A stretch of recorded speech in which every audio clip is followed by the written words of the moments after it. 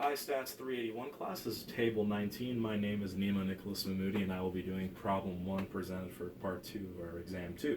So the first question we were asked was, a certain manufactured product is supposed to contain 21% potassium by weight. A sample of 10 specimens of this product had an average percentage of specimen of 21.3 with a standard deviation of 0.2.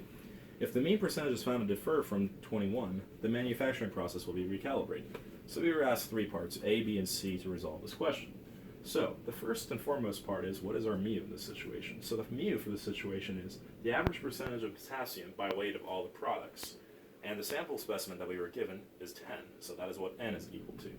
For part A, we were to state the null and the alternative hypothesis. And our null hypothesis that we found is that mu is equal to 21, which once again is equivalent to the average percentage of K, being potassium, by weight of a certain manufactured product.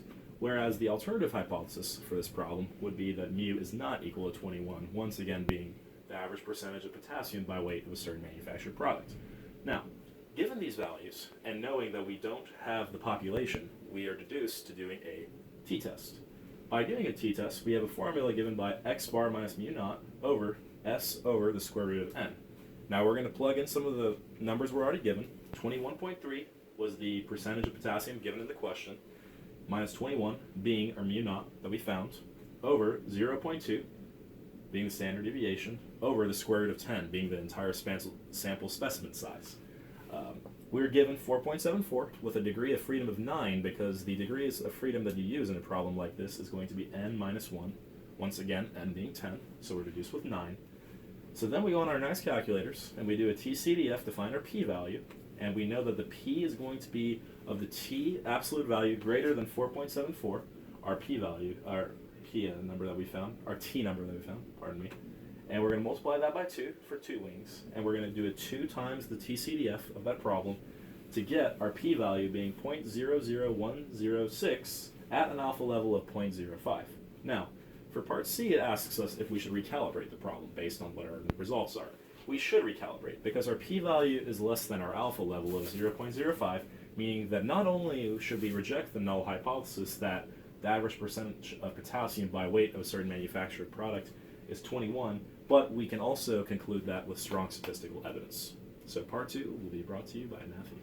So my name is Matthew Perry. I'm presenting problem 2 on exam 2, part 2. Part 2 asks us to explain what the author meant, given the information, explain what the author meant by a statistical tie. So by a statistical tie, he meant that the statistics collected did not provide any statistically significant evidence for us to reject the null hypothesis that their true support proportions were equal. Part B is saying, assuming this is a 95% margin of error, we want to construct a 95% confidence interval for each candidate to interpret. So, a 95% confidence interval, we wanted to construct the confidence interval based on sink support, which was 44%, plus or minus the margin of error of 4%. So that gave us a confidence interval of 40 to 48%. For Scott's support, we wanted to use his 40% support plus or minus the margin of error, which gave us 36 to 44%. And so we wanted to explain what a 95% confidence interval meant to someone as though they weren't used to statistics. So we said that if we were to do repeated sampling using the same method, 95% of these intervals will contain the true proportion, which is what the 95% confidence interval means.